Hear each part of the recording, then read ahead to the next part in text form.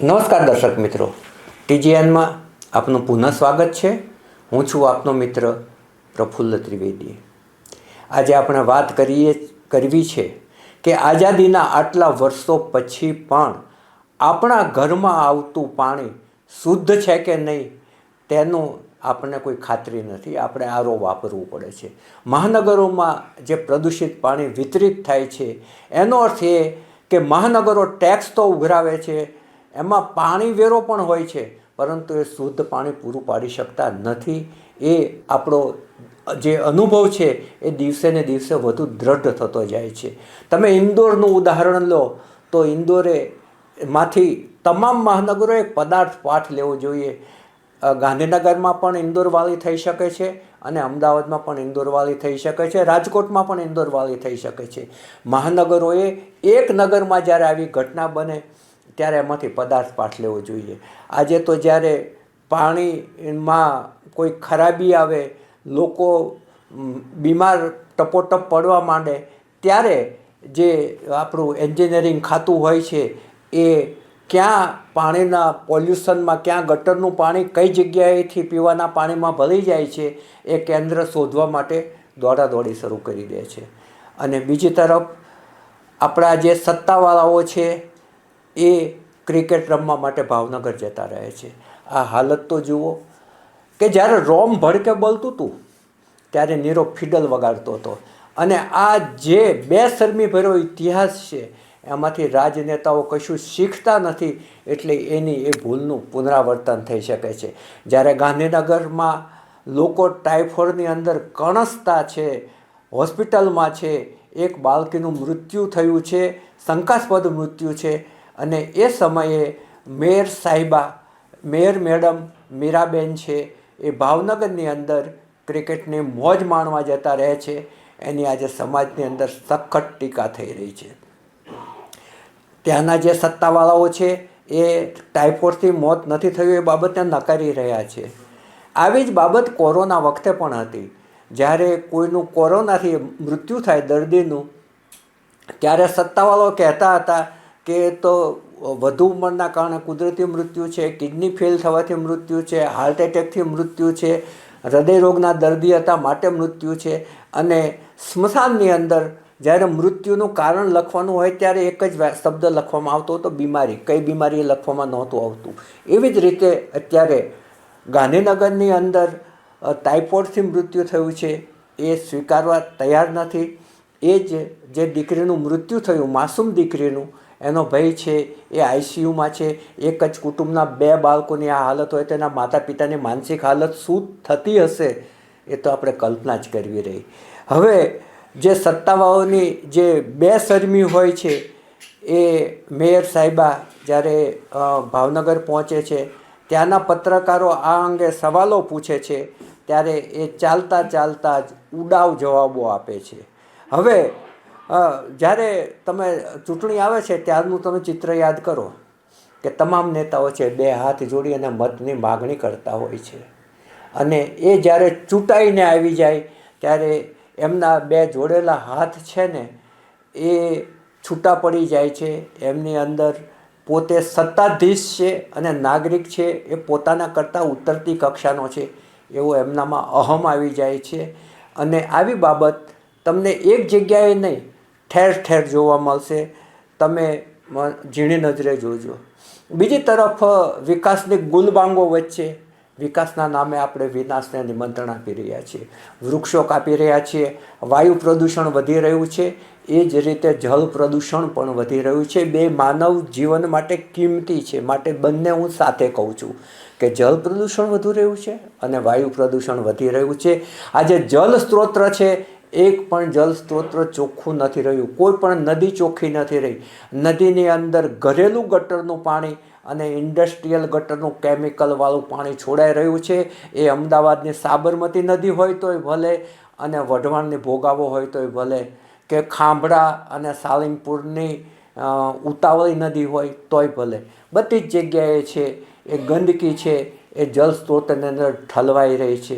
એટલું જ નહીં, જેટલા તળાવો છે અમદાવાદની અંદર 174 તળાવો છે, કાંકરિયાને બાદ કરતાં 173 તળાવની અંદર ગંદુ પાણી ઠલવાઈ રહ્યું છે. વચ્ચે તો એક છોકરો એમાં પડ્યો તો એ કેમિકલવાળા પાણીને કારણે એમાં મરી ગયો હતો. કારણ કે પાણી જ ગંદુ હતું, પોલ્યુટેડ હતું, કે એમાં જીવી જ ના શકે. આ દાખલા પછી તમામ આજે સરખેજ રોજાનું જે ઐતિહાસિક તળાવ છે એ પણ ગ્રીન પાણીથી ભરેલું છે, ગંદા પાણીથી ભરેલું છે. હમણાં જ ગટરનું ગંદુ પાણી એમાં જતું હતું. જ્યારે મીડિયામાં ઉહાપો થયો ત્યારે એન્જિનિયરે બંધ કર્યું.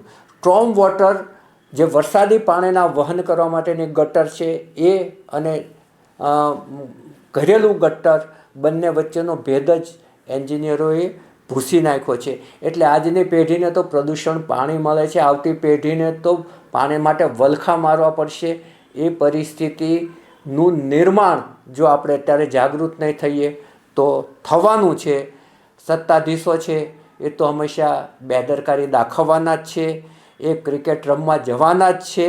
એ પછી તમે એને બેદરકારી કહો, બિનસંવેદનશીલતા કહો, નાગરિકો શું કહેશે એ પરત્વેને બેશરમી કહો, પરંતુ આવા જે કઢંગા દ્રશ્યો છે એ હંમેશા સર્જાતા રહેવાના છે.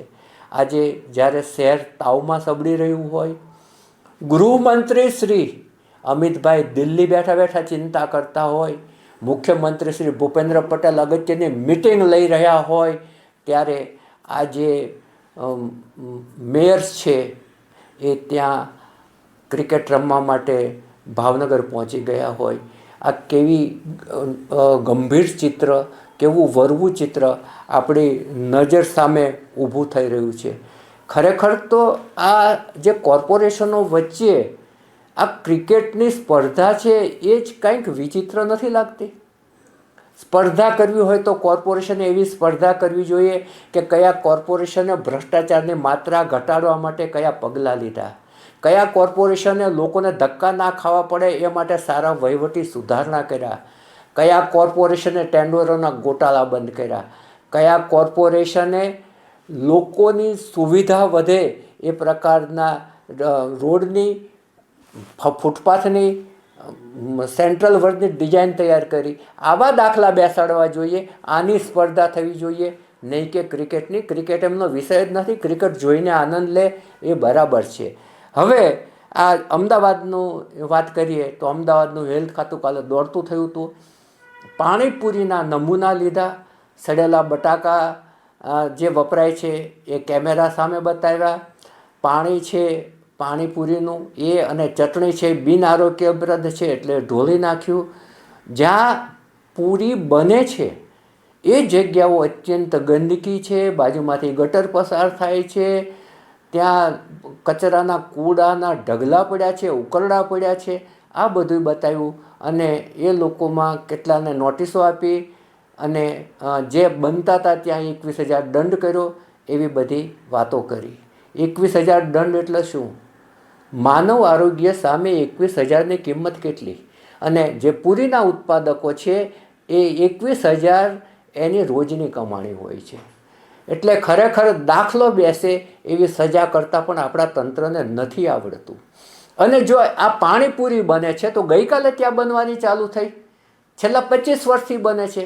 કાલે જ કેમ આ તંત્ર ઊંઘમાંથી ઉઠ્યું? કેમ 25 વર્ષ દરમિયાન ત્યાં જોવા પણ ના ગયું? આ જવાબ છે એ ઉચ્ચ અધિકારીઓએ, હેલ્થ ખાતાના અધિકારીઓ પાસે માગવો જોઈએ કે જ્યારે ઘોડા છૂટી જાય ત્યારે તમે તબેલાના તાળા મારવા દોડો છો, જ્યારે આગ લાગે ત્યારે કૂવા ખોદવા દોડો છો, તો તમારી પાસે આગોતરું કોઈ આયોજન જ નથી. તમે કોઈ કામ કરતા જ નથી. કાંઈ થાય ત્યારે જ દોડવાનું. આ બાબતનો પણ હેલ્થ ખાતાવાળા પાસેથી આપણે જવાબ લેવો જોઈએ. આપણે ઈચ્છીએ કે આપણા જે આરોગ્યના જે ધોરણો છે એ જળવાઈ રહે, આપણને ચોખ્ખી હવા મળે અને ચોખ્ખી પાણી મળતું રહે એવી તંત્ર વ્યવસ્થા ગોઠવે. કેશુભાઈના વખતમાં નાગરિક અધિકાર પત્રમાં લખાયું હતું કે પોલ્યુટેડ પાણીની ફરિયાદ આવે તો 3 દિવસની અંદર પોલ્યુશન દૂર થવું જોઈએ અને 3 દિવસ દરમિયાન એમને ટેન્કરથી બહારનું પાણી આપો. પરંતુ નાગરિક અધિકાર પત્ર તો આપણા ઉચ્ચ અધિકારીઓએ માળીએ ચડાવી દીધું છે. કારણ કે આપણે વહીવટની અંદર સુધારણા જોઈતી જ નથી. આપણે આમ જ રગસિયા ગાડા જેવો જે વહીવટ છે એ ચાલવા દેવો છે. એ આના પરથી ફલિત થાય છે. અત્યારે બસ આટલું જ. અમારી આ રજૂઆત આપને ગમી હોય તો ચોક્કસપણે એને શેર કરશો, એને સબસ્ક્રાઈબ કરશો અને આપને યોગ્ય લાગે તે એના પર કોમેન્ટ પણ કરશો, એટલે અમને આપની રસ રુચિનો પણ ખ્યાલ આવી શકે. અત્યારે બસ આટલું જ. નમસ્કાર. નવા વિષય સાથે ફરી મળીશું.